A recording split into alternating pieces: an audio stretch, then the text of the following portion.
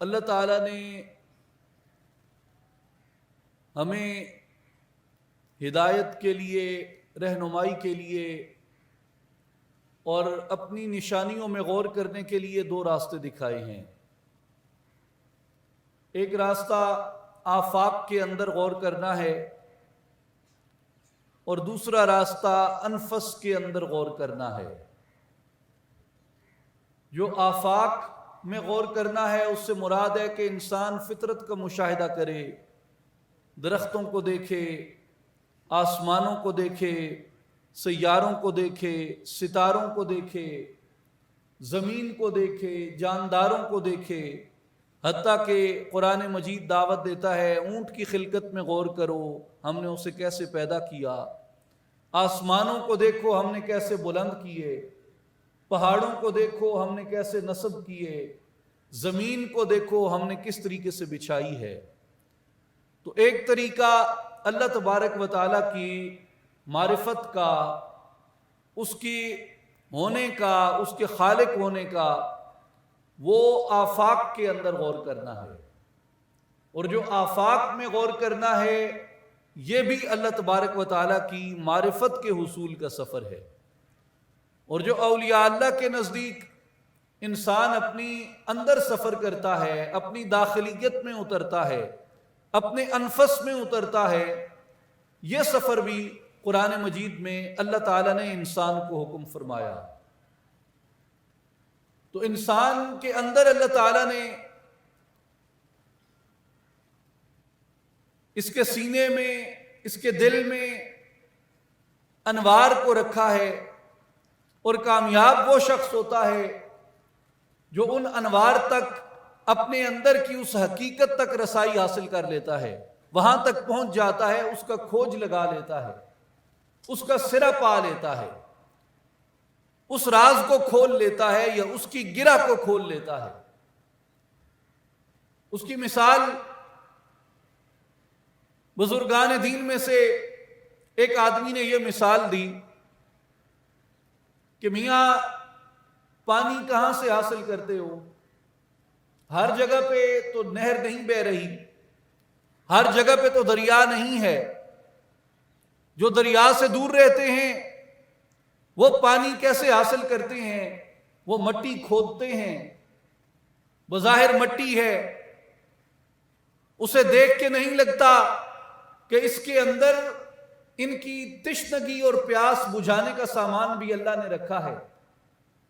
لیکن وہ فرماتے ہیں کہ انسان اپنی مٹی کو کھودتا ہے، اس کی ڈگنگ کرتا ہے، اس کے اندر جاتا ہے، بعض جگہ 30 فٹ، بعض جگہ 40 فٹ، بعض جگہ 60 فٹ، بعض جگہ 90 فٹ پہ جا کے نیچے سے پانی کا چشمہ نکل آتا ہے،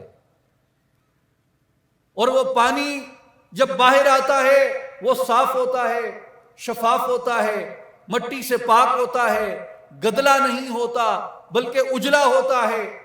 تو بزرگان دین فرماتے ہیں کہ بندہ خدا اللہ تبارک و تعالیٰ نے پانی کے چشموں کو تیرے وجود کی مٹی کے اندر جاری کر رکھا ہے، لیکن تجھے جس چیز کی ضرورت ہے وہ اپنی مٹی کو کھودنے کی، اپنی مٹی کو کھوجنے کی ہے۔ جب تک تو کھدائی نہیں کرتا، ڈگنگ نہیں کرتا، تو ابلتے ہوئے پانی کے چشمے تک نہیں پہنچ سکتا۔ میرے پیر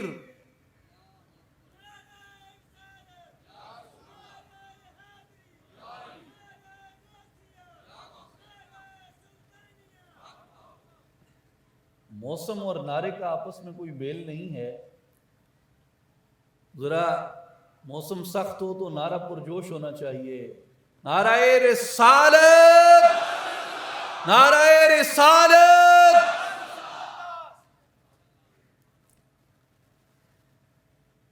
میرے پیر، پیروں کے پیر، دستگیر محی الدین غوث العظم سیدنا شیخ عبد القادر جیلانی رحمت اللہ تعالی علیہ، آپ نے واعظ دیا، درس دیا،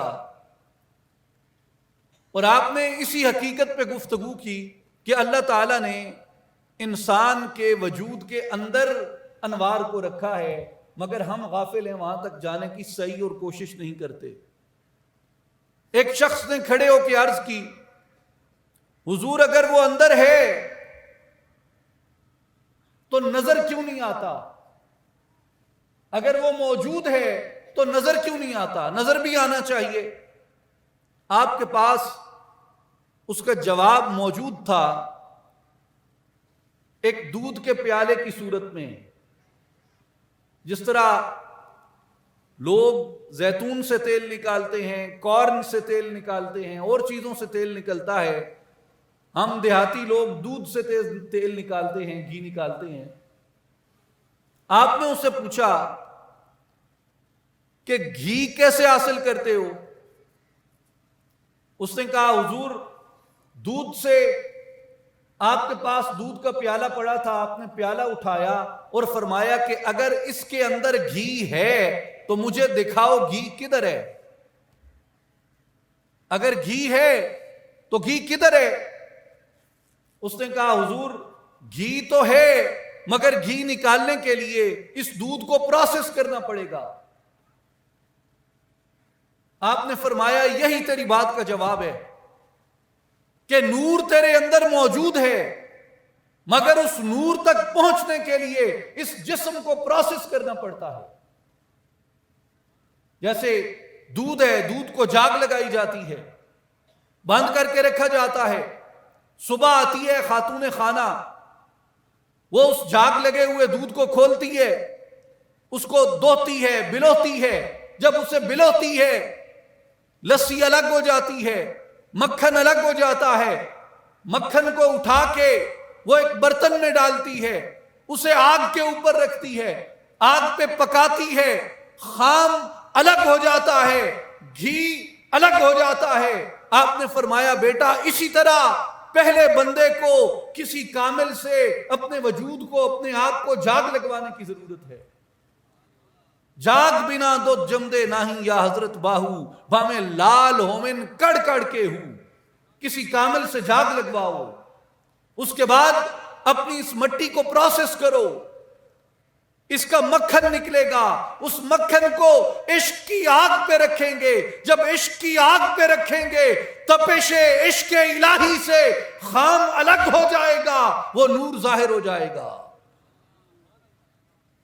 مولانا جلال الدین رومی رحمت اللہ علیہ نے مثنوی شریف میں ایک حکایت بیان فرمائی۔ آپ فرماتے ہیں کہ ایک بادشاہ نے اپنی ملکیت میں سے اراضی کا ایک ٹکڑا ایک شخص کو دیا، اور اراضی کا ٹکڑا اس شخص کو دے کے کہا کہ یہ تمہارا ہے، جس طریقے سے مرضی اسے اپنے تصرف میں لے آؤ، جیسے مرضی اس کو استعمال کرو۔ اس شخص نے اس کے اوپر ایک مٹی کا کچا مکان بنا دیا۔ جب وہ مکان بنا دیا اس میں رہنے لگا تو اسے کچھ لوگوں نے کہا کہ بادشاہ نے تجھے جو قطع اراضی دیا ہے، زمین کا جو ٹکڑا دیا ہے، اس کے نیچے خزانہ دفن ہے، اس کے نیچے سونے کی کان ہے، لیکن تجھے اس کان تک پہنچنے کے لیے اپنا مٹی کا یہ مکان گرانا پڑے گا۔ مگر وہ شخص آمادہ نہ ہوا اور اس نے اپنی مٹی کا وہ مکان نہ گرایا، اور وہ اس بات پہ ڈٹ گیا اور اڑ گیا اور کہتا ہے کہ میں کان تو میں نے دیکھی نہیں، خزانہ تو میں نے دیکھا نہیں، خزانے کا تو مجھے یقین نہیں ہے، مگر اس مکان کا تو مجھے یقین ہے کہ یہ مکان موجود ہے۔ میں یہ مکان بھی گرا دوں، خزانے تک بھی نہ پہنچوں۔ تو اس نے اپنی ساری عمر مٹی کے اس مکان میں رہنے کو ترجیح دی، اور بادشاہ نے جو قطع اراضی اسے دیا تھا اس قطع اراضی کے اندر کھود کر اس خزانے کو حاصل نہ کیا، سونے کی اس کان تک نہ پہنچا جو اس کے اندر تھا۔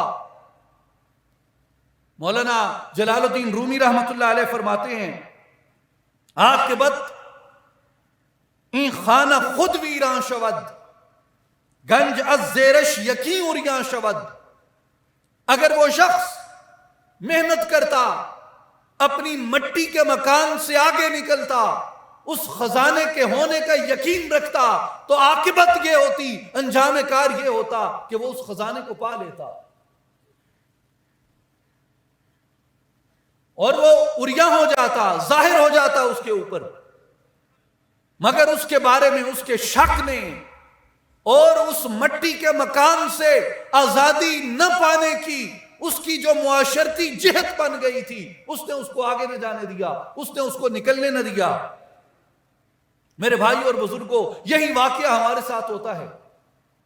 ہم جب پیدا ہوتے ہیں، اس دنیا کے اندر آتے ہیں، ہمارے ارد گرد معاشرت ہے، دنیا ہے، سماج ہے، خیالات ہیں، افکار ہیں، وہ ہماری تعمیر اس طریقے سے کرتے ہیں کہ تو جو کچھ ہے اسی مٹی کے مکان میں ہے، اور یہ جو اراضی کا قطعہ تجھے دیا ہے بادشاہ نے، اس کے اوپر یہ تیرا قائم ہے، اور اسے مت گرانا. خزانہ تو پتہ نہیں ہے یا نہیں، باتیں ہی ہیں، ہو سکتا ہے نہ ہو، ایسا نہ ہو کہ مٹی کے مکان سے بھی جائے.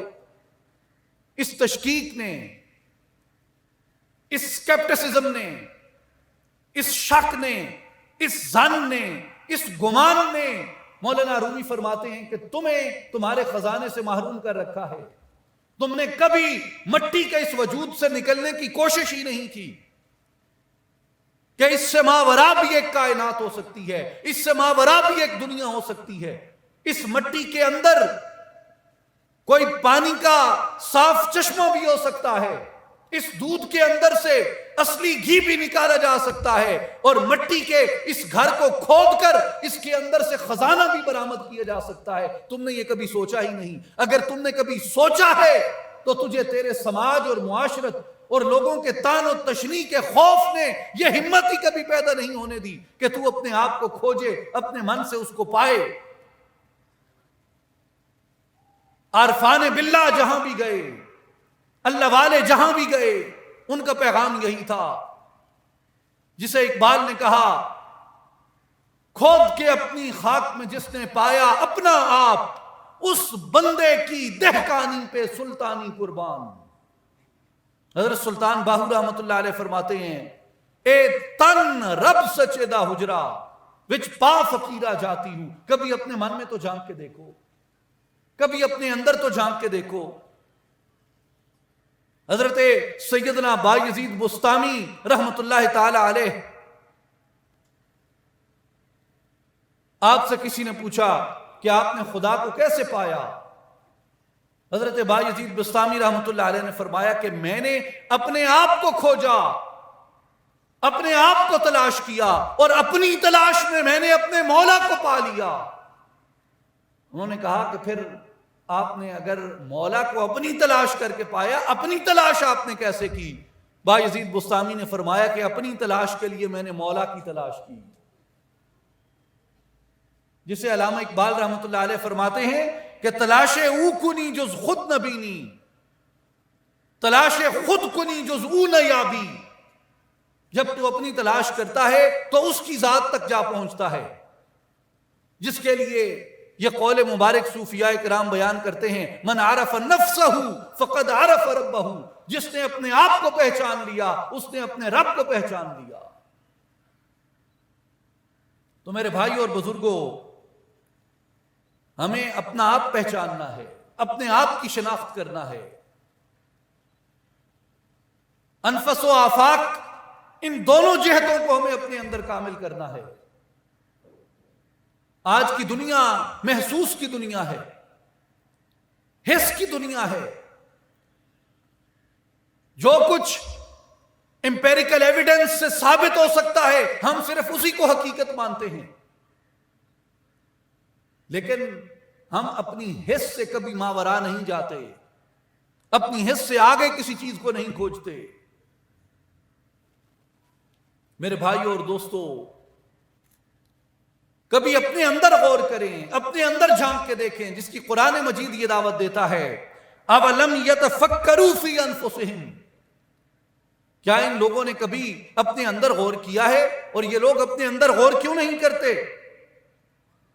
اللہ تبارک و تعالیٰ نے ایک مرحلہ آپ کو عطا کیا. میرے بھائی اور بزرگوں، غور کیجئے، پرانے دور میں شیشہ کیسے بنتا تھا؟ پرانے دور میں دو چیزوں سے شیشہ بنتا تھا، لوہے سے اور پتھر سے۔ دونوں کو کیا کیا جاتا تھا؟ خام لوہا ہوتا تھا، اس کو رکھ کے اس کو مجلا کرتے تھے، رگڑتے رہتے تھے، رگڑتے رہتے تھے، رگڑتے رہتے تھے، یہاں تک کہ لوہے کی جو خامی ہوتی تھی وہ نکل جاتی تھی، زنگ نکل جاتا تھا، تاریکی نکل جاتی تھی، سیاہی نکل جاتی تھی۔ اس کے بعد وہ لوہا آئینے کی طرح روشن ہو جاتا تھا اور لوگ اس کے اندر اپنی صورت دیکھ سکتے تھے۔ دوسری جو آئینہ گری کی صنعت تھی وہ پتھر سے تھی کہ اسی طرح پتھر کو رگڑا جاتا تھا، مجلا کیا جاتا تھا، اتنا اس کو وہ رگڑتے، پروسیس کرتے، اتنا پروسیس کرتے، اتنا پروسیس کرتے کہ وہ پتھر آئینے کی طرح روشن ہو جاتا، اس کے اندر شکل دکھنے لگتی۔ آج بھی آپ کسی بھی پتھر والے کی، ماربل والے کی دکان پہ چلے جائیں، وہ آپ کو شیشہ اس طریقے سے پالش کر کے دے سکتا ہے کہ آپ کو اپنا رخ اس کے اندر نظر آنے لگ جائے۔ تو یہ مٹی جو ہے، اس مٹی کو اللہ تبارک و تعالیٰ نے آئینہ بنایا، جس کے لیے نبی پاک علیہ الصلوۃ والسلام نے فرمایا قلب المؤمن مرآۃ الرحمن، مومن کا دل اللہ کا شیشہ ہے، مگر شیشے تک پہنچنے کے لیے اس شیشے کو پروسیس کرنا پڑتا ہے، اس مٹی کو رگڑنا پڑتا ہے، اس سے میل کچیل کو دور کرنا پڑتا ہے، اس سے میل کچیل کو ہٹانا پڑتا ہے۔ اور میرے بھائی اور بزرگوں، وہ میل کچیل کیسے ہٹتی ہے؟ وہ میل کچیل ہٹانے کا جو عمل ہے، اس ہٹانے کے عمل کو اولیاء کاملین نے قرآن مجید کی اصطلاح میں تزکیہ فرمایا کہ وہ تزکیہ کا عمل ہے جو مرشد کامل، شیخ کامل کی صحبت سے انسان کے وجود کے اوپر پورا ہوتا ہے۔ آپ اگر ایک واقعے کی اجازت دیں، ایک شیخ نے ایک جگہ واز کیا، درویش نے کہا کہ لوگوں، کیا یہ سچ ہے کہ لکڑی کی کٹی ہوئی ٹہنی سانپ کھا جاتی ہے؟ کیا یہ سچ ہے؟ قرآن میں ہے نا کہ لکڑی کی کٹی ہوئی ٹہنی نے، موسیٰ علیہ السلام کی لاٹھی نے سانپ کھا لیا تھا۔ مٹی سے بنائی ہوئی مورت ہوا میں اڑتی ہے، کیا یہ قرآن میں نہیں ہے؟ عیسیٰ علیہ السلام کے ہاتھ سے مٹی کی مورت اڑی، آپ نے دم کیا، وہ پرندہ بن کے اڑی، کیا یہ قرآن میں نہیں ہے کہ ایک نابینا ہو جائے ایک شخص، اس کی آنکھوں کے علاج کے لیے دوسرا شخص اپنا کرتا بھیجتا ہے کہ یہ میرا کرتا لے جاؤ، کپڑے کا ٹکڑا ہے، اس کی آنکھوں پہ لگاؤ، آنکھیں ٹھیک ہو جائیں گی۔ لوہا داؤد علیہ السلام کے ہاتھ میں آتا ہے تو موم کی طرح پگھلتا ہے۔ بزرگوں نے کہا کہ لاٹھی سانپ کھا سکتی ہے مگر ہر لاٹھی نہیں، مورت اڑ سکتی ہے مگر ہر مورت نہیں،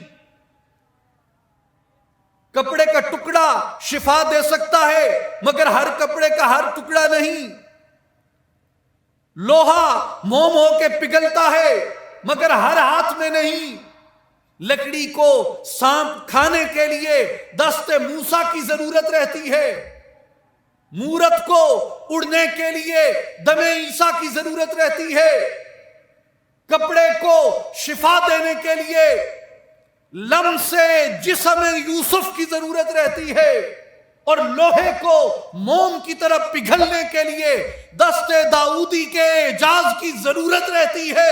اس لیے تزکیہ خود بخود نہیں ہوتا بلکہ کسی شیخ کامل کی توجہ کی ضرورت ہوتی ہے، مٹی یہی ہوتی ہے۔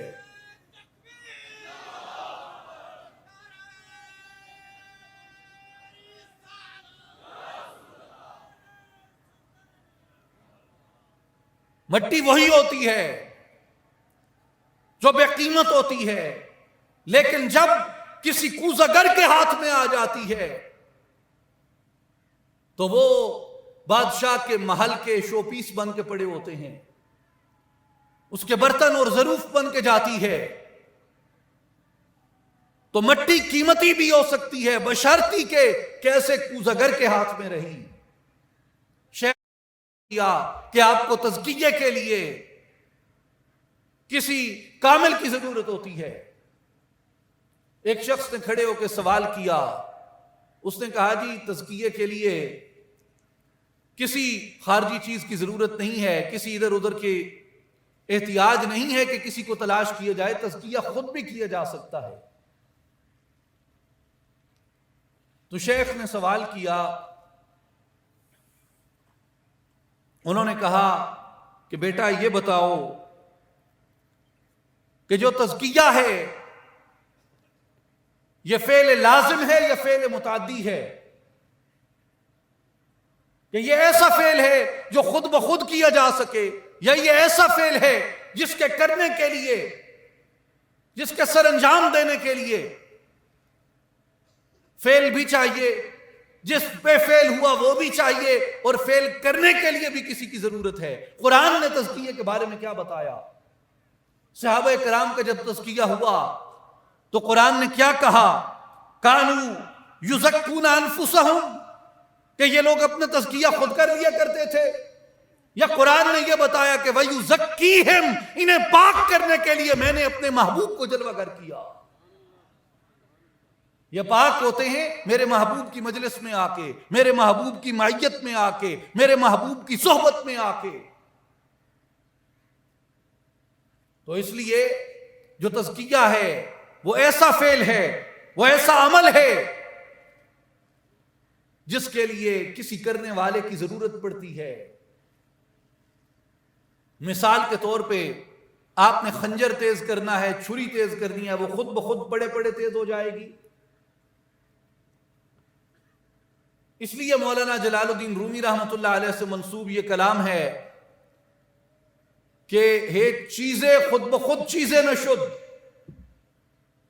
ہیچ خنجر خود بخود تیزیں نشد، مولوی ہرگز نشد مولائے روم، تا غلام شمس تبریزیں نشد۔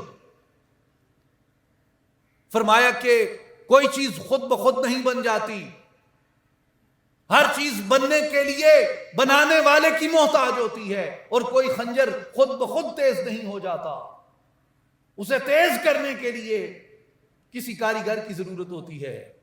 مولوی ہرگز نشد مولائے روم، روم کا ملا مولائے روم نہیں بنا تب تک جب تک کہ شمس تبریزی کی محبت میں، شمس تبریزی کی توجہ میں نہیں آیا۔ اس لیے سلطان العارفین حضرت سلطان باہو رحمۃ اللہ علیہ فرماتے ہیں کہ پاکی کے لیے کسی کامل کی صحبت، کسی کامل کی تربیت کی ضرورت ہوتی ہے۔ مرشد کامل ایسا ہوئے جڑا دھوبی وانگوں چھٹے ہو، نال نگاہ دے پاک کریندا، وچ سجی صبون نہ گھتے ہو، میلیاں نوں کر دیندا چٹا، وچ ذرہ میل نہ رکھے ہو، میں قربان اس مرشد دے باہو جڑا لوں لوں دے وچ وسے ہوں۔ مرشد وہ ہوتا ہے جو دھوبی کی طرح بندے کو پاک کر دیتا ہے، جو بندے کے اندر کو، بندے کے باہر کو، بندے کے ظاہر کو، بندے کے باطن کو اللہ کی رحمت کے اندر لبریز کر دیتا ہے۔ قرآن نے کیا بتایا کہ رب کی رحمت پانا چاہو تو کیا کرو؟ ان رحمت اللہ قریب من المحسنین، رب کی رحمت اس کے محسنین سے قریب ہے، رب کی رحمت اس کے محسنین سے قریب ہے۔ اور اس سے حضرات صوفیاء نے یہ معنی بھی اخذ کیا ہے کہ ایک تو یہ کہ وہ محسن بذات خود رب کی رحمت کے قریب ہو جاتا ہے، جو عمل احسان کرتا ہے، درجہ یقین پہ پہنچ کے عبادت کرتا ہے، وہ خود رحمت باری کے قریب ہو جاتا ہے۔ اور دوسرا وہ کہتے ہیں کہ اس کا معنی یہ بھی ہے کہ جو شخص محسن ہے اس پہ رحمت الہی کا ایسا نزول ہوتا ہے کہ جو اس کے قرب میں آ جائے اس پہ بھی رحمت باری ہو جاتی ہے۔ میرے بھائی اور بزرگوں، یہ محض صوفیانہ کہاوت نہیں ہے، صحیح بخاری کی حدیث ہے، کتاب الدعوات کی، آپ کے اور میرے نبی محمد مصطفیٰ احمد مجتبیٰ صلی اللہ علیہ وآلہ وسلم نے ارشاد فرمایا کہ جب اللہ کا ذکر کرنے والے بیٹھتے ہیں، اللہ کی یاد کرنے والے بیٹھتے ہیں، ذکر کی مجلس لگتی ہے، اللہ تعالیٰ ان کی مغفرت کا، ان کی بخشش کا اعلان فرماتے ہیں۔ فَأُشْهِدُكُمْ أَنِّي قَدْ غَفَرْتُ لَهُمْ، میں تم سب کو گواہ بناتا ہوں، میں نے ان سب کی مغفرت کر دی، میں نے ان سب کو بخش دیا۔ تو فرشتے عرض کرتے ہیں فِيهِمْ فُلَانٌ لَيْسَ مِنْهُمْ إِنَّمَا جَاءَ لِحَاجَةٍ، ایک فرشتہ اٹھتے عرض کریں گے رب العالمین، او فلانا بندہ جڑا بیٹھا ہے او تے اتھے ذکر دی نیت چ نہیں آیا، تے او انہاں ذاکرین الہی چوں نہیں، یہ تے سارے نو بخش دیتا ہے، تے جڑا کہ دنیا دے مقصد پیچھوں آیا بیٹھا ہے، ابزرو کرن آیا بیٹھا ہے، ججمنٹل ہوتے آیا بیٹھا ہے، عیب کڈن آیا بیٹھا ہے، نقص گولن آیا بیٹھا ہے، دنیا دی تمنا واسطے آیا بیٹھا ہے، کہ ہور غایت واسطے آیا بیٹھا ہے، اس بندے نے تو بخش دیتا ہے جڑا انہیں چوں ہے ہی نہیں۔ تو نبی پاک علیہ السلام نے فرمایا، اللہ پاک ارشاد فرماتا ہے ہم الجلساء لا یشقی بہم جلیسہم، یہ بیٹھنے والے ایسے ہیں ان کی مجلس میں کوئی بد نصیب بھی آ جائے بد نصیب نہیں رہتا۔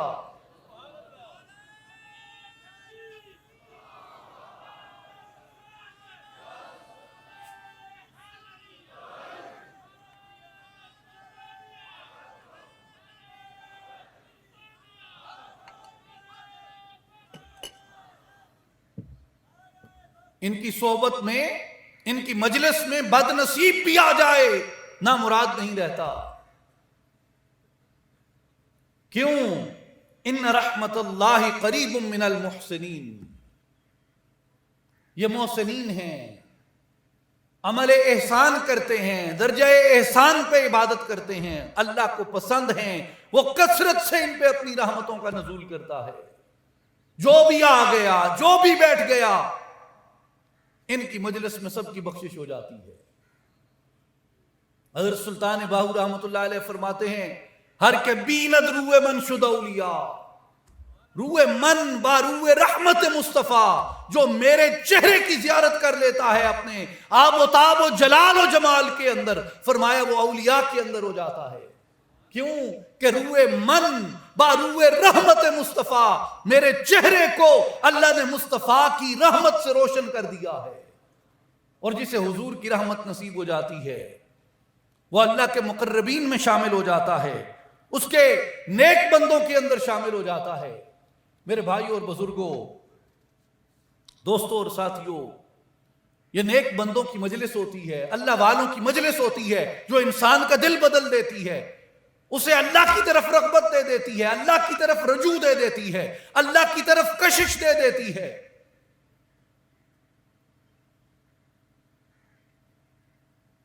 آپ غور کریں، حضرت شیخ سعدی رحمۃ اللہ علیہ کا ایک قطعہ ہے، زمانہ طالب علمی میں یاد کیا تھا، اس وقت معلوم نہیں تھا کہ یہ اس قدر دور رس ہمارے لیے ایک پیغام ہے۔ شیخ سعدی نے لکھا ہے کہ پسر نوح با بداں بنشست، خاندان نبوتش گم شد، سگے اصحاب کہف روز چند، پائے نیکاں گرفت و مردم شد۔ پسر نوح با بداں بنشست، نوح علیہ السلام نبی ہیں،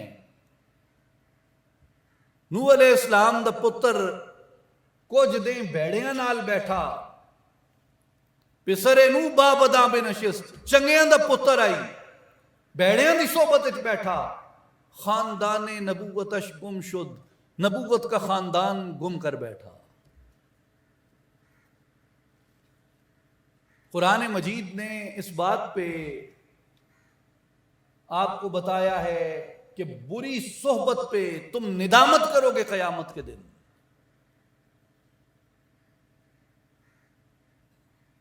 یا ویلتا لیتنی لم اتخذ فلانا خلیلا. انسان اپنا ہاتھ کاٹے گا، ہاتھ کاٹ کے کھائے گا اور عرض کرے گا کاش میں نے اس دنیا کے اندر رہتے ہوئے رسول اللہ کا راستہ اختیار کیا ہوتا، اور کاش میں نے فلاں برے شخص کو اپنا دوست نہ بنایا ہوتا.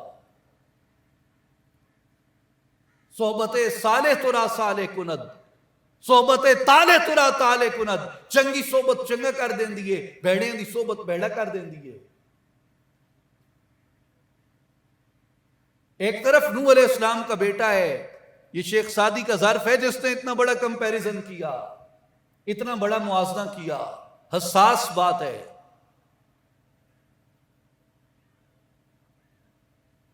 ایک پاسے نبی دا پتر ہے، بیڑے نال بیٹھے تے نبوت دا خاندان گوا بیٹھا، وڈیاں لہراں دے سپرد ہو گیا. تے دوے پاسے سگے اصحاب کہف روزے چند، اصحاب کہف دا کتا چند دیہاڑے نیکاں دے نقش قدم تے ٹرا، پائے نیکاں گرفت تو مردم شد، نیکاں دی راہ تے چلا، اللہ نے او دا نصیب ہی نیکاں نال لکھ دیتا. میاں صاحب کی فرمایا ہے فضل تیرے نہ لوئے تردے.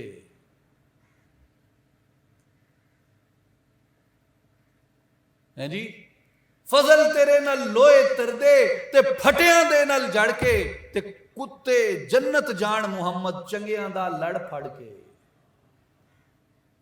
میرے بھائیوں کبھی غور کریں، لوہے کی فطرت زیادہ کثیف ہے، لکڑی کی جو حیت ہے، جسامت ہے، وہ لوہے کے مقابلے میں لطیف ہے. تو جو کثیف ہے وہ خود نہیں تیر سکتا، یعنی بھاری ہے، لوہا بھاری ہے، زیادہ ٹھوس ہے، لطافت کم ہے، اس میں نرمی کم ہے، لہذا وہ تیر نہیں سکتا، ڈوب جائے گا. تو جے لوہے ترنا ہوئے تے آکھیا کی کرو، آکھے لوہے نو جڑی لکڑی ہے، لکڑی نرم ہے، لکڑی ہے لطافت زیادہ ہے، انہیں اپنی کثافت نو مارے یا بناون والے نے انہوں بھیجے ہی کثافت مار کے. لہذا جڑا نہیں تر سکدا، جڑا کثیف ہے، جڑا بھاری ہے، جڑا ٹھوس ہے، انہوں لکڑی دے نال جوڑ دیو. اپنی صلاحیت نال نہیں تر سکدا تے لکڑ دی صلاحیت نال تر ویسی. پیر جنہاں دے میراں یا حضرت باہو وہی کدی لگ دے تر کے ہوں. سن فریاد پیران دے یا پیرا میری عرض سنی کن دھر کے ہوں. بیڑا اڑیا میرا وچ کپران دے جتھے مچھ نہ باندے ڈر کے ہوں. پیر جیلانی محبوب سبحانی میری خبر لئیو جھٹ کر کے ہوں. پیر جنہاں دے میراں یا حضرت باہو او کدی لگ دے تر کے ہوں. میرے دوستوں اور بزرگوں، نیکوں کی مجلس میں کتا آ گیا، ان کے نقش قدم پہ چلا، اللہ نے اس کو بھی جنت کے اندر اعلیٰ رتبے عطا کر دیے. امام قرطبی رحمت اللہ تعالی علیہ فرماتے ہیں اِنَّا من احب اہل الخیر نال من برکتہم قلب احب اہل فضل وصحبہم فذکرہ اللہ فی محکم تنزیلہ. وہ فرماتے ہیں خدا کے بندو، جو شخص بھی اہل خیر سے محبت کرتا ہے ان کی برکت کو پا لیتا ہے، یہاں تک کہ ان کے نقش قدم پہ ایک کتے نے چند دن گزارے، اللہ نے اپنی پاک آخری کتاب میں اس کتے کو بھی درجے دے کے بیان کیا. اور پھر امام قرطبی رحمت اللہ علیہ فرماتے ہیں قلت اذ کان بعض الکلاب قد نال هذه الدرجة العليا بصحبته ومخالطته الصلحاء والاولیاء فما ظنك المؤمنین الموحدین المخالطین المحبین للاولیاء والصالحین. وہ فرماتے ہیں خدا کے بندو، جب کتا اللہ والوں کے ساتھ جڑ جائے اللہ اسے اتنے درجے عطا کر دیتا ہے۔ تم تو مومن ہو، تم تو موحد ہو، تم تو انسان ہو، اشرف المخلوق ہو، اگر صالحین سے اولیاء سے جڑ کے جانور فضل و کرامت پا جاتے ہیں، خدا کے بندو اگر تم اولیاء اور صالحین سے جڑ جاؤ تو کیا تمہارا رب تمہیں رتبوں اور درجوں سے محروم رکھے گا؟ اولیاء کی، صلحاء کی جو صحبت اور سنگت ہے، اس لیے کہا کہ اللہ کی رحمت محسنین کے قریب ہے۔ بعض دفعہ لوہے اپنے نصیب سے نہیں تر سکتے تو انہیں لکڑی کا نصیب لینا پڑتا ہے، لکڑی کا نصیب مل جائے لوہا بھی تر جاتا ہے۔ بعض دفعہ ہم اپنے نصیب سے اس کے قرب تک رتبے نہیں پا سکتے، کسی اللہ والے کے نصیب سے جڑ جائیں، اپنا نصیب بھلے تاریک ہو، اس کے روشن نصیب سے اللہ ہماری منزلیں روشن کر دیتا ہے۔ اس لیے میرے دوستوں اور بزرگوں، اولیاء کی اور صالحین کی جو مجلس و محبت ہے، صحبت ہے، وہ بندے تو بندے جانوروں کو بدل دیتی ہے، درختوں کو بدل دیتی ہے، پتھروں کو بدل دیتی ہے، ہر ایک چیز کو بدل دیتی ہے۔ میرے بھائیوں، سارے ہی پتھر ہیں، سارے پتھر ہیں، حجر اسود بھی پتھر ہے، کئی پتھر ہیں، مقام ابراہیم بھی پتھر ہے، وہ بھی تو ایک پتھر ہے، ساری وادیاں ہیں، وادی طوا بھی ایک وادی ہے، سارے پانی ہیں۔ یہ زمین کس نے بنائی؟ مٹی کس نے بنائی؟ اس میں پانی کس نے چھوڑا؟ ابلتے ہوئے چشمے کس نے پیدا کیے؟ پانیوں کا مالک کون ہے؟ سمندروں کا مالک کون ہے؟ دریاؤں کا مالک کون ہے؟ ندیوں کا مالک کون ہے؟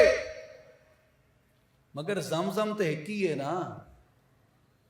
زمزم کیوں مبارک ہے؟ یہ پہاڑیاں ساریاں کیا دین اسے دین تے ہر پہاڑی تے چکر لاتے آکھو میرا عمرہ ہو گئی ہے۔ وہ ایک صفا مروہ ہے جنہوں رب نے ایک نیک عورت دے قدمہ نال برکت دیتی ہے۔ یاد رکھیں، اماں ہاجرہ نبیہ نہیں ہیں، انبیاء صرف مردوں میں ہوئے، اماں ہاجرہ ولیہ ہیں۔ صحیح ولیہ نے کی، نشانی کس کی بن گئی؟ الصفا والمروہ من شعائر اللہ، صفا و مروہ اللہ کی نشانیوں میں سے ہیں۔ صحیح کس نے کی تھی؟ بی بی ہاجرہ نے کی تھی، اماں ہاجرہ نے کی تھی۔ صحیح انسان کرتے ہیں، نشانی خدا کی بن جاتی ہے۔ چشمہ اسماعیل کے قدموں سے پھوٹا، اسماعیل علیہ السلام کے قدموں سے پھوٹا، برکت کس کی بن گئی؟ میرے بھائیوں، وادیوں کو ان سے برکتیں ملی، پانیوں کو ان سے برکتیں ملی، چشموں کو ان سے برکتیں ملی، پتھروں کو ان سے برکتیں ملی، درختوں کو ان سے برکتیں ملی، چوٹیوں کو ان سے برکتیں ملی، زمین کو ان سے برکتیں ملی، عمارتوں کو ان سے برکتیں ملی، مقامات کے گرد و نواح کو ان سے برکتیں ملی، کتوں کو ان سے برکتیں ملی۔ اور ہم اپنے بارے میں مشکوک ہیں کہ ہم کسی نیک کے ساتھ جڑ جائیں گے تو کیا ہمارا نصیب اور مقدر نہیں بدلے گا؟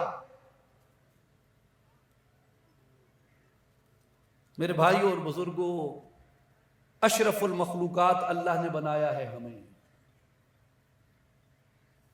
اشرف المخلوقات اللہ نے ہمیں بنایا ہے، اور یہ وہ لوگ ہیں جو ہمارے طبقے سے، انسانوں میں سے اللہ نے پیدا کیے۔ نبوت انسانوں کو بخشی ہے اللہ نے، ولایت انسانوں کو بخشی ہے اللہ نے۔ اپنے آپ سے ہم کیوں مایوس ہیں؟ ما غرک بربک الکریم، تمہیں رب کی رحمت سے کس چیز نے گمراہ کر رکھا ہے، کس چیز نے محروم کر رکھا ہے؟ اس کی امید چھوڑ کے بیٹھے ہو۔ اس کے کرم کی، اس کے فضل کی امید چھوڑ کے بیٹھے ہو؟ میرے بھائیوں اور بزرگوں،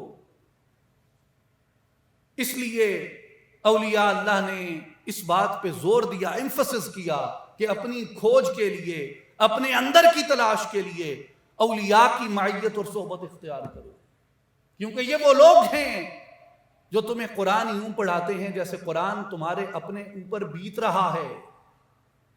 قرآن بتانا ایک الگ بات ہوتی ہے، قرآن بتانا ایک الگ بات ہوتی ہے۔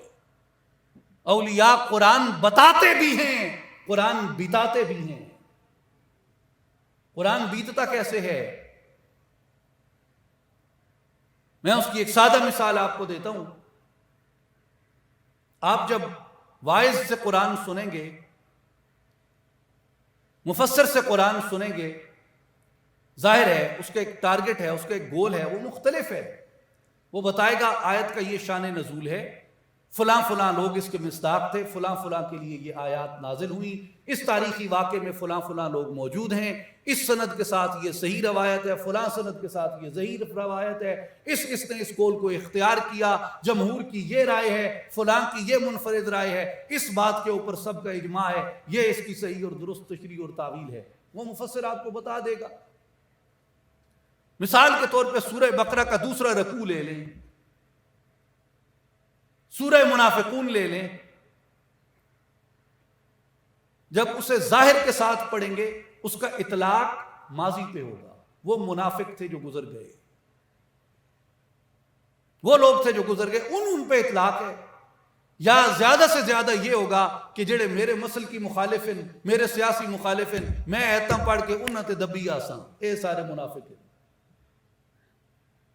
یہی ہے نا جی۔ عرفاء کیا کہتے ہیں، اللہ والے کیا کہتے ہیں؟ وہ کہتے ہیں جب نفاق پہ کوئی بھی آیت پڑھو، منافقت پہ کوئی بھی آیت پڑھو، اللہ کو حاضر ناظر جان کے اپنے آپ کو کٹہرے میں کھڑا کر کے دیکھو، کہیں میں تو اس منافقت کا مصداق نہیں بن رہا، یہ علامات نفاق میرے اندر تو نہیں ہیں۔ یہ بھلے عبداللہ بن ابی کے بارے میں تھی، یہ بھلے چھپ چھپ کے شکوے کرنے والوں میں تھی، کیا ان کی حرکتیں میں نے تو نہیں اپنا رکھی؟ عرفاء یہ کہتے ہیں کہ قرآن کو جب پڑھو تو کسی دوسرے پہ چسپاں کرنے کی بجائے اپنے آپ کو اس آئینے کے روبرو لا کے کھڑا کرو اور اپنی صورت دیکھو، میں کدھر ہوں۔ مجھے ایک لطیف سی بات ہے حضرت مولانا جلال الدین رومی کی۔ ایک دن ان کے پاس ایک تشریف لائے مہمان رے سے، ان مجذوب تھے نجم الدین رازی، تو مولانا رومی نے اور صدر الدین قونوی نے، یہ دونوں بیٹھے تھے، تو نماز مغرب کا وقت ہو گیا۔ مولانا جلال الدین رومی نے وہ نجم الدین رازی کو آگے کھڑا کر دیا اور کہا جی آپ جماعت کرائیں مغرب کی۔ اب وہ کھڑے ہو گئے، وہ تو مجذوب تھے، انہوں نے فاتحہ پڑھی، فاتحہ پڑھ کے انہوں نے پہلی رکعت میں سورت پڑھی قل یا ایھا الکافرون، دوسری رکعت کے لیے اٹھے، انہوں نے پھر فاتحہ پڑھی بلند آواز سے، دوسری رکعت میں پھر انہوں نے پڑھی قل یا ایھا الکافرون۔ عموماً یا تو مختلف آیات پڑھی جاتی ہیں یا سورہ اخلاص پڑھی جاتی ہے نہ آتی ہو، انہوں نے دونوں میں قل یا ایھا الکافرون پڑھی۔ جب تیسری رکعت کے بعد سلام پھیرا، صدر الدین قونوی رحمۃ اللہ علیہ نے مولانا رومی سے کان میں پوچھا کہ انہیں کی کیتا ہے؟ جلال الدین رومی نے انہوں نے کہا کہ پہلی واری میرے واسطے پڑھی ہے، دوئی واری تیرے واسطے پڑھی ہے۔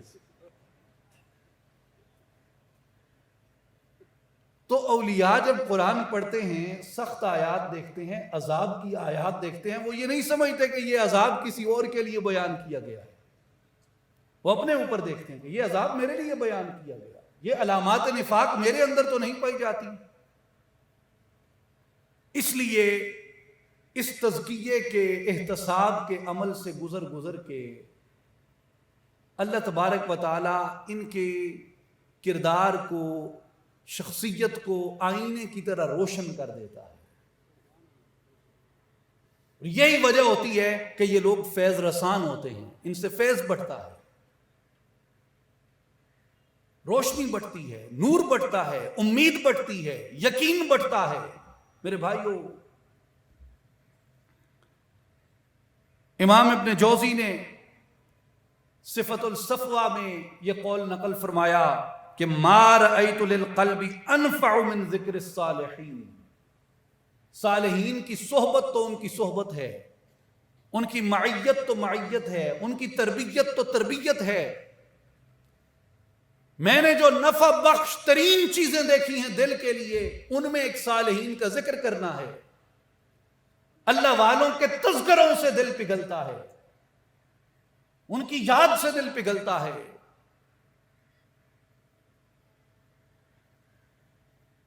کئی دیگر محدثین کرام نے بھی اس سے ملتے جلتے اقوال انہوں نے بیان فرمائے ہیں کہ جہاں اللہ والوں کا ذکر کیا جاتا ہے وہاں رب کی رحمتوں کا نزول ہوتا ہے۔ اس کی وجہ یہ ہے کہ ان کی دعوت اللہ کی طرف ہوتی ہے۔ صوفیاء کرام وہ آپ کو راستے میں نہیں روکتے کہ خدا سے مخاطب ہوئے تو دنیا مانگ لو، خدا سے مخاطب ہوئے ہو تو اپنے لیے کوئی درجہ اور مقام مانگ لو، خدا سے مخاطب ہوئے ہو تو اپنے لیے، حتیٰ کہ وہ یہ کہتے ہیں کہ جنت کا سوال بھی خدا سے اگر تم کرتے ہو تو اپنی ذات کے لیے کر رہے ہو، اپنے آپ کو اس سے بھی ماورا لے کے آؤ۔ اور کہا کہ خدا سے کیا مانگیں؟ اس پہ ایک حدیث پاک بیان کرتے ہیں کہ نبی پاک علیہ الصلوۃ والسلام ایک دن جلوہ فرما تھے، ایک شخص آیا، حضور نے اس سے فرمایا کہ مانگو، کیا مانگتے ہو؟ کہ یا رسول اللہ سواری کوئی نہیں ہے، کوٹھ چاہیے۔ آپ نے فرمایا اونٹ دے دیں اسے۔ پھر کہا مانگو، کیا مانگتے ہو؟ یا رسول اللہ جانور نہیں ہے، مویشی نہیں ہے، دودھ کے لیے کچھ چاہیے۔ آپ نے فرمایا اسے بکریاں دے دو۔ پھر آپ نے فرمایا مانگو، کیا مانگتے ہو؟ یا رسول اللہ کچھ قرض کھلوتا ہے۔ آپ نے فرمایا اسے مال دے دو۔ اور پھر حضور صلی اللہ علیہ وسلم نے اپنی امت کو تنبیہ کرتے ہوئے فرمایا کہ لوگوں اپنے ایمان کو بنی اسرائیل کی بڑھیا سے تو کم درجے پہ نہ لے آؤ۔ یا رسول اللہ بنی اسرائیل کی بڑھیا کون تھی؟ فرمایا جب موسیٰ علیہ السلام نے ہجرت کی مصر سے۔ بہاڑی کے غیور مسلمانوں، نسب العین سنو میرے مصطفیٰ کی زبان سے، حضور سے کیا مانگو، اللہ سے کیا مانگو، سوال کیا کرو، سوال کیا کرو؟ حضور نے فرمایا کہ کم از کم بنی اسرائیل کی بڑھیا جتنا سوال تو کر ہی لو۔ بنی اسرائیل کی بڑھیا نے کیا مانگا تھا؟ جب موسیٰ علیہ السلام مصر سے قافلہ لے کے نکلے تو قافلہ بار بار راستہ بھول جاتا تھا، اور یہ اتفاقیہ نہیں ہوتا۔ حضرت موسیٰ علیہ السلام نے علماء بنی اسرائیل کو جمع کیا، انہیں کہا بتاؤ ہم راستہ کیوں بھول رہے ہیں، کیوں بھٹک رہے ہیں؟ کہنے لگے اے کلیم اللہ، یوسف علیہ السلام نے وصال سے پہلے وصیت کی تھی کہ میری قوم جب مصر سے جب یہاں سے ہجرت کرنا مصر سے، میرے جسد مبارک کو یہاں چھوڑ کے نہ جانا، میرا جسد ساتھ لے کے جانا۔ کہتے ہیں آج ہم ہجرت کر رہے ہیں، یوسف علیہ السلام کی مبارک لاش ہمارے ساتھ نہیں ہے۔ پوچھا کسے معلوم ہے یوسف علیہ السلام کی قبر کدھر ہے؟ یوسف علیہ السلام کی قبر کدھر ہے؟ کہا اے کلیم اللہ ایک بڑھیا کو معلوم ہے۔ فرمایا بڑھیا کو بلاؤ۔ اب وہ مسکین بڑھیا آ گئی، عاجز مسکین کمر کبڑی چلتی ہوئی آ گئی، موسیٰ علیہ السلام کے روبرو کھڑی ہو گئی۔ کلیم اللہ حکم فرمائیں۔ حضرت موسیٰ نے کہا کہ تمہیں یوسف علیہ السلام کی قبر کا معلوم ہے؟ حضور معلوم ہے۔ بتاؤ کدھر ہے؟ آکے ایک شرط تے دسنگی ہے نہیں دسنگی۔ کیا شرط ہے؟ جنت میں آپ کی معیت چاہیے، جنت میں آپ کی معیت چاہیے، جنت میں آپ کا ساتھ چاہیے، آپ کا قرب چاہیے۔ موسیٰ علیہ السلام نے تردد فرمایا، فوراً سوال قبول نہ کیا۔ اللہ نے وہی فرمائی میرے کلیم تیرا کچھ نہیں جاتا، جنت تے میں ہی دیونی ہے نا۔ تو وعدہ کر دے، تو وعدہ کرے سے وہ دا کم بن ویسی شاہاں چے عجب گھر بنوازند گدارا، بادشاہ تے کیڑا باوج پوندا ہے جو کہ غریب نو فقیر نو کوئی امداد دے دے منتا۔ موسیٰ علیہ السلام کر لے وعدہ، موسیٰ علیہ السلام نے وعدہ کر لیا، اس نے یوسف علیہ السلام کی قبر کا بتایا، یوسف علیہ السلام کا مبارک جسد بنی اسرائیل نے ساتھ اٹھایا، اس کے بعد راستہ نہیں بھٹکے۔ میرے بھائیوں، حضور نے فرمایا کم سے کم بنی اسرائیل کی اس بوڑھی خاتون جتنا تو ایمان لے آؤ کہ تم اپنے نبی سے کچھ مانگنے لگے ہو، اپنے نبی کا قرب مانگو، اپنے نبی کا ساتھ مانگو، اپنے نبی کی معیت مانگو۔ میرے آقا و مولا نے آپ کو اور ہمیں یہ بشارت دیتے ہوئے فرمایا، حضور نے کہا کہ میری امت میں ایسے لوگ آئیں گے جو یہ چاہیں گے ہم اپنا جان، مال، متاع ہر چیز دے کے بدلے میں آقا کی ایک زیارت کر لیں گے۔ میرے بھائیو اور بزرگوں، اللہ کا قرب مانگو، اللہ کی معرفت مانگو اور نبی پاک علیہ الصلوۃ والسلام کی زیارت مانگو۔ اولیاء اللہ یہ کہتے ہیں کہ لوگوں اللہ سے مانگ ہی رہے ہو، یہ یقین ہے کہ وہ دے گا یا نہیں دے گا؟ اگر یہ یقین ہے تو کیا مانگتے ہو؟ دنیا تو وہ دے دیتا ہے، سوال وہ قبول کرتا ہے، جو چاہا وہ مل گیا، تو کہا ایک قدم آگے کیوں نہیں جاتے، اس سے اسی کو کیوں نہیں مانگتے؟ مانگ رہی ہیں نا تو اس سے اسی کو مانگو، اس سے اسی کو چاہو، اس سے اسی کا سوال کرو۔ یہ اولیاء کرام کی تعلیمات ہے جو انہیں لا کے مختلف کرتی ہے باقی تمام طبقات سے۔ یہ حال کی تعلیم ہے، یہ اندر کی تعلیم ہے جو آپ کو ایک منزل دیتی ہے، ایک نصب العین دیتی ہے، ایک مقصد دیتی ہے، ایک بلند رتبہ دکھاتی ہے، بلند درجہ دکھاتی ہے۔ اس لیے اللہ تبارک و تعالیٰ ان لوگوں کو اپنے کرم کے ساتھ، اپنے فضل کے ساتھ خاص کر لیتا ہے۔ نبی پاک علیہ الصلوۃ والسلام نے فرمایا کہ یہ لوگ میری امت کے بہترین لوگ ہوں گے جو اللہ کی دعوت دیں گے، جو اللہ کی طرف بلائیں گے۔ الا انبئکم بخیارکم، کیا میں تمہیں نہ بتا دوں کہ تم میں سب سے بہترین لوگ کون ہیں؟ عرض کی یا رسول اللہ آپ ارشاد فرمائیں سب سے بہترین لوگ کون ہیں؟ میرے آقا نے فرمایا اذا رؤوا ذکر اللہ عز وجل، جب تم انہیں دیکھتے ہو تمہاری زبانوں پہ اللہ کا ذکر جاری ہو جاتا ہے۔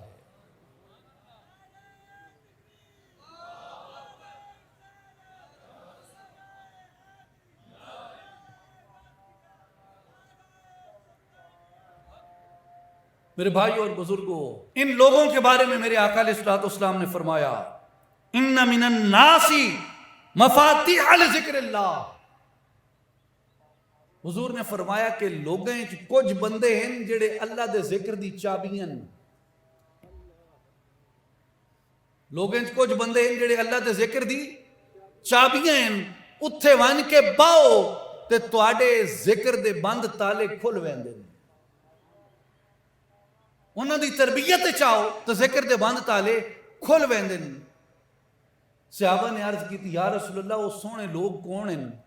میرے آقا و مولا محمد مصطفیٰ احمد مجتبی خاتم الانبیاء صلی اللہ علیہ وآلہ وسلم نے ارشاد فرمایا اے او لوگ ہیں کہ اذا رؤوا ذکر اللہ، جب تم ان کے چہروں کو دیکھو گے تمہیں اللہ یاد آ جائے گا۔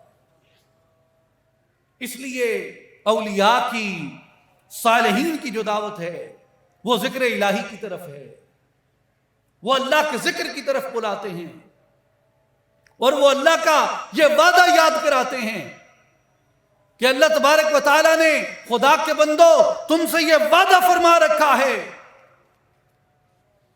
کہ تم میرا ذکر کرو میں تمہارا ذکر کروں گا، فاذکرونی اذکرکم، تم مجھے یاد کرو میں تمہیں یاد کروں گا، تم میرا ذکر کرو میں تمہارا ذکر کروں گا۔ ہم کہاں پہ ذکر کرتے ہیں اس کا؟ ہم اس کا ذکر کرتے ہیں اپنی مادیت کے اندر گھر کے، اور وہ کہاں پہ ذکر کرتا ہے؟ وہ اپنی پاکی کے ساتھ اپنے بندے کو یاد کرتا ہے۔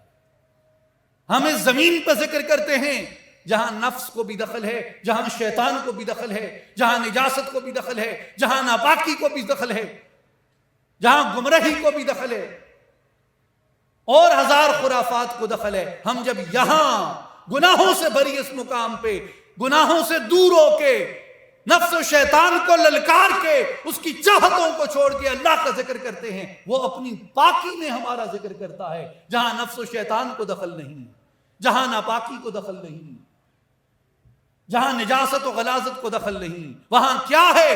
وہ سبحان کی درگاہ ہے، وہاں پاکی ہی پاکی ہے، وہ قدوس کا دربار ہے.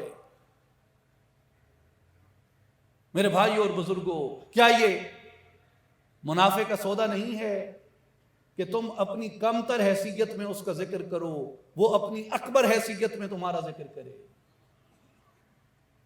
ہم اپنے حقیر اور ادنا ہونے کے ساتھ اس کا ذکر کریں اور وہ اپنے کبیر اور اعلیٰ ہونے کے ساتھ ہمارا ذکر کرے. ہم اپنی کم علمی میں اس کا ذکر کریں اور وہ اپنے خبیر ہونے سے ہمارا ذکر کرے. ہم عام لوگوں میں اس کا ذکر کریں، ہم عام لوگوں میں اس کا ذکر کریں، وہ اپنے ملائک میں ہمارا ذکر کرے.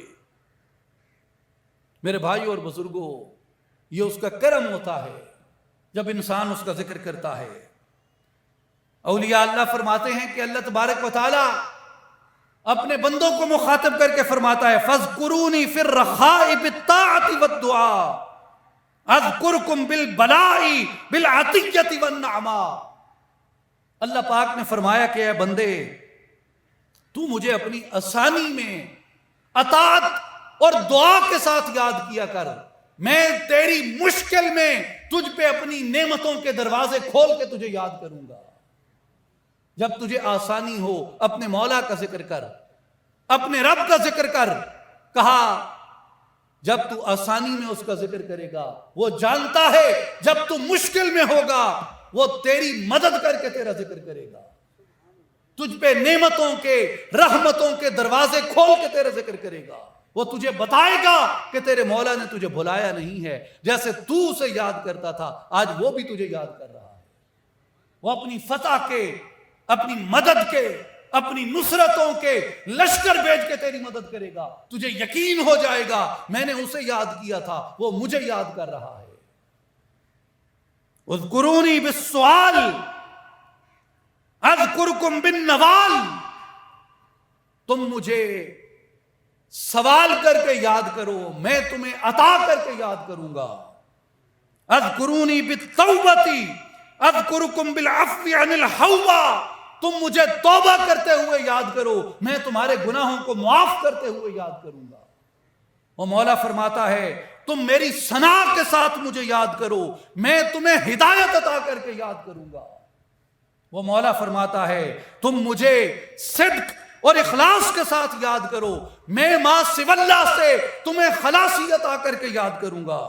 تم میری موافقت کے ساتھ مجھے یاد کرو، میں تمہیں عزتیں عطا کر کے یاد کروں گا. جب تمہیں عزت ملے گی، اکرام ملے گا، تکریم ملے گی، تو تمہیں یہ احساس ہو جائے گا کہ میں نے جس کا ذکر کیا اس نے میرے صلے کو ضائع نہیں کیا. عزتوں کا مالک کون ہے؟ فَإِنَّ الْعِزَّةَ لِلَّهِ جَمِيعًا. اور عزتیں لینے کا طریقہ کیا ہے؟ عزت لینے کا طریقہ یہ ہے کہ اپنی عاجزی میں، اپنی عاجزی کے اندر اس کو یاد کرو، اپنی کمتری کے اندر اس کو یاد کرو، اور یہ حمد و ثنا کرو اس کی کہ مولا عزتیں تیری ہیں، ہر ایک خزانہ تیرا ہے، ہر ایک چیز تیرے لیے ہے، اور میں اپنے آپ کو تیرے بارگاہ میں پیش کرتا ہوں، مگر تجھ سے میں صرف تیرا سوال کرتا ہوں، تجھ سے میں صرف تجھی کو مانگتا ہوں، تجھ سے میں صرف تجھی کو چاہتا ہوں. نعرہ تکبیر، نعرہ رسالت، نعرہ خلافت، نعرہ حیدری، نعرہ غوثیہ، نعرہ سلطانیہ. میری جان جوانی، سانسوں کی روانی، میری پڑے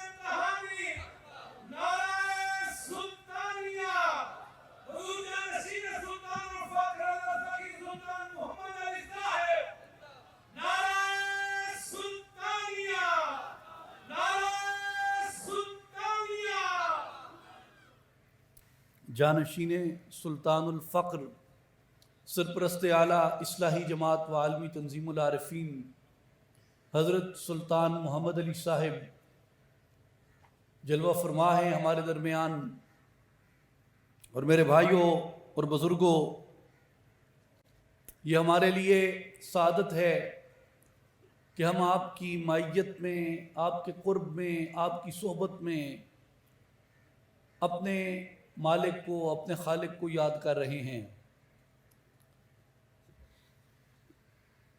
میرے بھائیوں اور بزرگوں، آپ اسی دعوت کو لے کے آپ کی طرف آتے ہیں.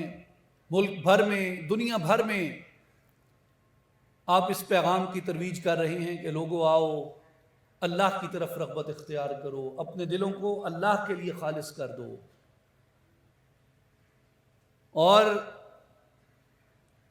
نبی پاک علیہ الصلوۃ والسلام کی حدیث پاک ہے جس میں حضور نے فرمایا کہ لا تقوم الساعة حتى لا يقال في الارض اللہ اللہ. حضور نے فرمایا تب تک قیامت نافذ نہیں ہوگی جب تک کہ زمین پہ ایک شخص بھی اللہ اللہ کرنے والا موجود ہوگا. جب تک اللہ اللہ کرنے والے موجود ہیں یہ زمین قائم رہے گی. میرے بھائیوں اور بزرگوں، اللہ کا ذکر کرنے سے انسان کا دل اللہ کے لیے خالص ہو جاتا ہے. اور سلطان العارفین حضرت سلطان باہو رحمۃ اللہ تعالی علیہ فرماتے ہیں کہ چوتے گے لا بدستاری بیا تنہا چغمداری مجوز غیر حقیاری کہ لا فتح اللہ. آپ فرماتے ہیں کہ اللہ نے تجھے فتح کے لیے جو تلوار دی ہے وہ اللہ کا ذکر ہے. وہ کیا ہے؟ بولیں وہ کیا ہے؟ اللہ کا ذکر ہے. اس کی وجہ آپ فرماتے ہیں کہ اللہ کا ذکر بادشاہ ہے اور نفس و شیطان چور ڈاکو ہیں. جس مکان میں بادشاہ آ جائے وہاں سے چور اور ڈکیت بھاگ جاتے ہیں. آپ قرآن مجید میں دیکھیں حضرت سلیمان علیہ السلام کا خط جب ملکہ بلقیس کے پاس پہنچا، میں آخری بات عرض کر رہا ہوں، توجہ سے سنیں، خلاصہ ہے ساری گفتگو کا، ساری گفتگو کا خلاصہ ہے، غور سے سنیں. حضرت سلیمان علیہ السلام کا خط جب پہنچا ملکہ بلقیس کے پاس، اس نے وہ خط سنایا لوگوں کو، اپنے مشیروں کو، جرنیلوں کو، وزراء کو، کہ مجھے ایک زبردست بادشاہ کا معزز خط ملا ہے. تو تم کیا کہتے ہو؟ انہوں نے کہا جی ہم لڑنے کے لیے تیار ہیں، ہمارا کام لڑنا ہے، ہم لڑیں گے. ملکہ نے وہاں پہ ایک بات کہی جو قرآن مجید بیان فرماتا ہے کہ قالت ان الملوک اذا دخلوا قریة افسدوها وجعلوا عزت اہلها اذلہ. کہ جب ایک بادشاہ دوسری مملکت میں داخل ہوتا ہے، انہیں فتح کرتا ہے، ان پہ اپنا غلبہ حاصل کرتا ہے، تو اسے برباد کر دیتا ہے. اور کیا کرتا ہے؟ جعلوا عزت اہلیہا اذلہ، اس کے معززین کو ذلیل کر دیتا ہے.